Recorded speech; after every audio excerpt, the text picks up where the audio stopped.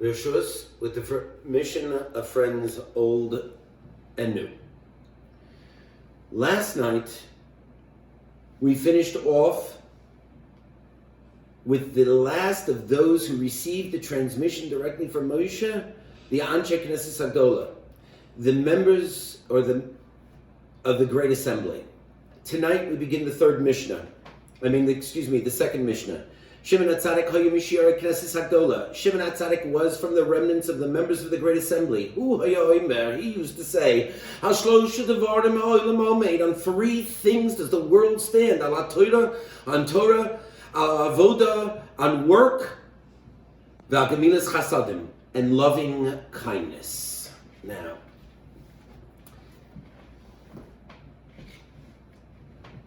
according to Yehuda ben Yakar, the Rabbi of the Ramban, he refers to where we daven and we pray every day in the Shemona Esrei, where we mention Ve'al Pleitas Sofrehem, the remnants of the scribes, and there he describes and he explains what is meant by the remnants of the scribes.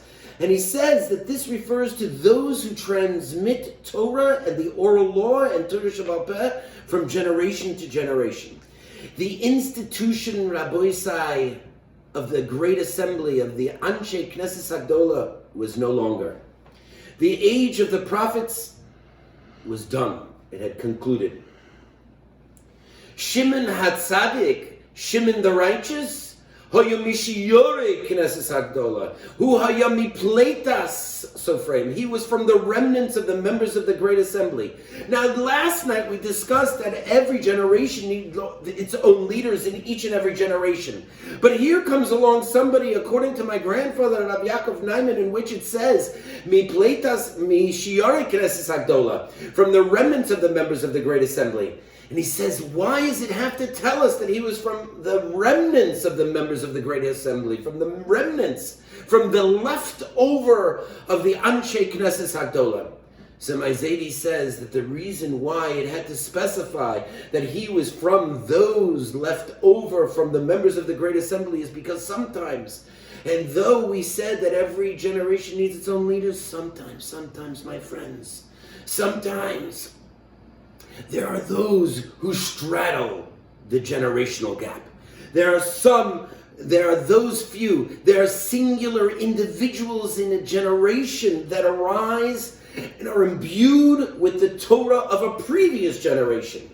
And those individuals, those superluminaries, still retain the ability to transmit the Torah from a past generation to a new generation.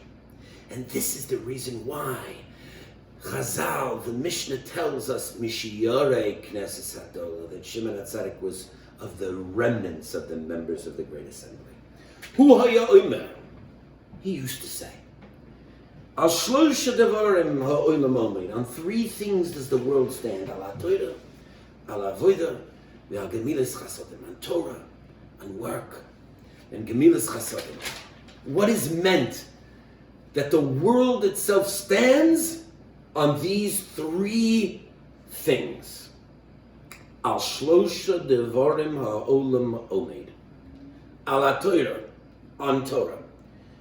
Tradition has it that we learn Pirkei Avot, ethics of our fathers, between Pesach and Shavuos, otherwise referred to or known as Atzeres, in order to prepare us for Ma'amad Har Sinai, Kabbalas HaTorah, the acceptance of Torah on the holiday of Shavuos.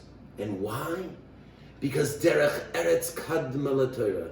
Because acts of chesed, acts of piety, acts of humility, the manner in which people should act between their fellow man precedes the Torah. So for this reason, Klal Yisrael has the tradition to learn Pirkei Avos before Shavuos in order to prepare us for Kabbalas HaTorah, the acceptance of the Torah. Let me attempt a different pshat. Why does the world stand on Torah itself? So it's a Rashi that I love to quote, and it goes like this. when God created the world, at the end of each day, the Torah tells us, Yom Rishon, Yom Sheni, the Bible continues, Yom Shlishi, Yom Revi'i, Yom Chamishi. But the Torah makes a slight and nuanced change at the end of God's creations of the sixth day. And the culmination, the coup de grace of the sentence goes as follows. Vayi erev, vayi voker, it was evening and it was morning, or it was day. Yom ha-shishi. Every other day, the Torah tells us, the Bible tells us, 1, 2, 3, 4, 5. Rishon, Sheni, Shlishi, Chamishi. But on the sixth day, on the day that man himself was created, the Torah adds the letter ha, hey, as a prefix to the number 6. Rashi immediately asks the following question: why do I need the extra letter hey where I didn't have it, this prefix letter assigned to each of the other days of creation? And Rashi says the following: Yom HaShishi, Hoyusiv Hey B'Shishi B'Gmar Maisa Bereshis Loimar.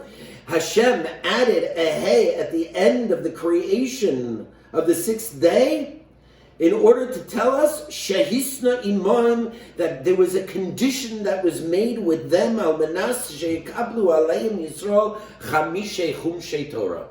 That there was a condition that was made at the end of creation, in creation itself, that the T'nai, this condition was that all of creation would be suspended until Kabbalas HaTorah on the sixth day of Sivan. As Rashi continues and says the following: Davar acher, Yom HaShishi, the sixth day, Kulam Tluyim ve'oimdim ad Yom HaShishi. All of creation stood and waited until the sixth day. Which sixth day? Not the sixth day of creation, but rather that the sixth day is related in that future day, Yom HaShishi, Shishi b'Sivan, on the sixth day of the month of Sivan, because on that day the Torah was given.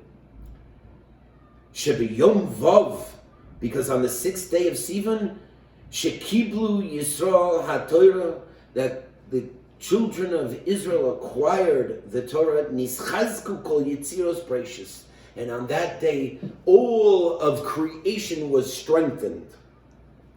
V'nachshav ki'ilu nivra ha'olam ata, and it was as if God created the world anew from that day. Ala Torah, the world stands on Torah. That is one of its foundations. Al avoda, on work, literally translated. That's not really what it means on work. What it means about avoda is avoda in the Beis HaMikdash, work in the temple, in the holy temple in Jerusalem. The Gemara in Megillah and the Gemara in Tainus says the following: Ilmole ma'amodos, if not for the ma'amodos, those Kohanim watches that were performing the service in the Beis HaMikdash, lo niskaimu shamayim va'aretz, heaven and earth would not have been established. But we no longer today retain the ability to bring karbanos. We no longer have the ability and retain the right to perform sacrifices and the avoda in the Beis HaMikdash. So as such, what of the karbanos and what of the avodas today? So Chazal tell us that the karbanos of yesteryear have been replaced with tefillah, prayer, today. Eizehu avoda, the Gemara tells us in Tainus. Eizehu avoda, what is service? What is work? What is the work of the Beis HaMikdash? Zuhi tefillah. This is prayer. So this second foundation of the world is tefillah for us in this moment in time. And what is the third foundation? Shimon the Tzadik tells us, Al gemilas chasadim, unloving kindness to your fellow man. How is it that loving kindness translates into a foundation of the world. So Chazal tell us, it's a Gemara in Sukkah, Godol ha'oises tzedakah mikol ha'karbonos. Greater is the person who gives charity to the poor than all of the sacrifices. And the prophet Hosea tells us the following, Ki chesed chafatzti. I desire, God says, I desire your loving kindness between your fellow man, velo zevach, and not your sacrifices. Commenting on this verse or pasuk in Hosea, the Medrash Yalkut Shimoni says the following: Chaviv alai chesed, it is beloved to me, God says, loving kindness, she'atem goimlim zeh lezeh, that you peddle it one man to the next. Yosem mikol hazevach shezavach lifnei Shlomo 1,000 olos. More than 1,000 sacrifices that King Solomon was able to bring in the temple. God says, Ve'ani amalti olam chesed yiboneh. I have built a world on loving kindness. So the world stands on 3 foundations. 3, not 4, 3. Generally, when people think of a foundation, they think of a square. But rather, Shimon the Tzadik is telling us that, no, it's a tripod that is suspending the earth. And this tripod, what happens when one of the legs fail? Then the tripod falls. So each one is interconnected with the next. If you don't have Torah, you don't have Avodah, and you don't have Gemilas Chasadim. And if you don't have Gemilas Chasadim, you don't have Avodah, and you don't have Torah. And if you don't have Avodah, you don't have Torah, and you don't have Gemilas Chasadim. And the entire structure and foundation and the basis falls. So I'd like to end with a vart that I heard from my Rebbe, Rabbi Meir Goldvich Shlita in Kerem B'Yavne over 30 years ago. He likes to say as follows: now we find ourselves in the period of Sphira, the period of the counting of the Omer.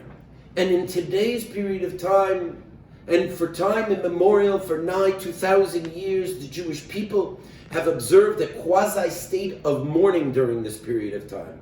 And the reason why we observe this quasi-state of mourning is because tradition has it that the Talmidim of Rabbi Akiva, the students, the 24,000 students of Rabbi Akiva, died during this period of time. And the Gemara tells us what was the reason why they all died during this period of time. And the Gemara tells us, Shalom nagu kavod bein zeh lezeh. They didn't observe and honor their fellow scholar. What do you mean? These were the greatest Talmidei Chachamim in Klal Yisrael, the greatest luminaries. They knew Kol HaTorah Kula, and yet, despite all of their Torah learning, Lo nagu kavod bein zeh lezeh, they didn't respect nor give honor to their fellow scholar. They didn't goyrish the next guy. They didn't deign his existence. One of the longest English non-technical words in our lexicon is flasi nasi nilahilapilification. What does that word mean? That word means, and I'll repeat the word, flasi nasi nilahilapilification. It means the habit of estimating things as worthless. Oh, that was a good Dvar Torah? No, I got a better one. Oh, that person has a beautiful home. I've got a palace next door.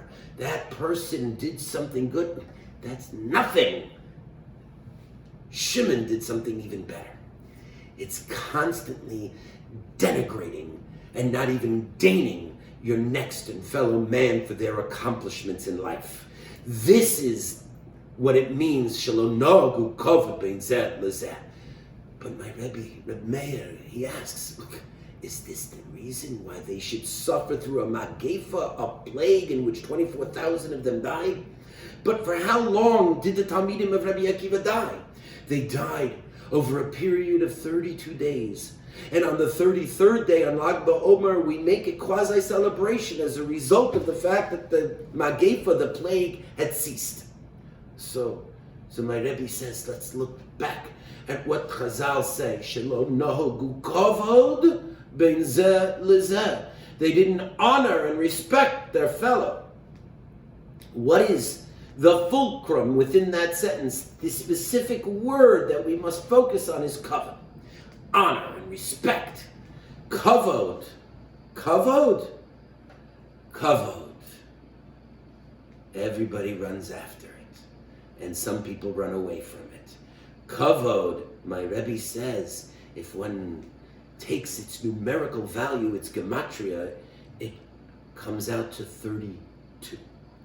32 days they died, and on the 33rd day, they stopped dying. Kavod, my Rebbe says, is synonymous, is the equivalent of Kol HaTorah Kula. How do I know from this calculation, this gematria, this numerical value, that Kavod, 32, is the equivalent and stands in equipoise with Kol HaTorah Kula? So everybody is very familiar with the famous Rashi. And the famous Rashi says that on Shema, on how we're supposed to observe the mitzvah of tzitzis. Uschartem es kol mitzvahs Hashem, or isem also, and you shall look at it, according to the Mari Brura, not all four, but one of them, or whether it's 4 or 2, how many? Nevertheless, you shall look at the tzitzis, or isem also, uschartem es kol mitzvahs Hashem. And you're supposed to be reminded of all of the mitzvahs, all of the commandments of God. How do I look at these tzitzis, these fringes, and am I reminded of all the mitzvahs of Hashem? So he says the following, that tzitzis has the gematria, has the numerical value of 600, and there are 8 strands, so now I'm up to 608. And they have 5 knots. 1, 2, 3, 4, 5. So 8 plus 5 equals 13, plus 600 of tzitzis itself. So when you look at them and you concentrate on the fringes and then the 5 knots, you come up with 613, all the commandments of Hashem. Oh, very nice. But how many fringes are there in toto, all together? If you gather all 4 together, how many do I have? 8 times 4. Each strand has 8 strands, and there are 4 of 8. So 4 times 8 equals 32. So if I look at all 32 strands, I'm reminded of all of the mitzvahs of Hashem. So 32 is synonymous with Kol HaTorah Kula. But wait, that's not all. Rabbi say, the first letter of the Torah is Beis, and the last letter is Lamed. Beis and Lamed has the gematria of 32, but it also spells a word. People who don't goes, don't deign their fellow man, don't peddle gemilas chasadim, do not perform loving kindness with their fellow man. And that gematria, that numerical value of 32, in which is sandwiched the whole Torah between Beis and Lamed, spells the word Lev, the heart of man. If you have no heart, if you have no gemilas chasadim, then the tripod falls. HaKadosh Baruch Hu says, Ani amarti olam chesed yiboneh. I will build a world on loving kindness. Good night.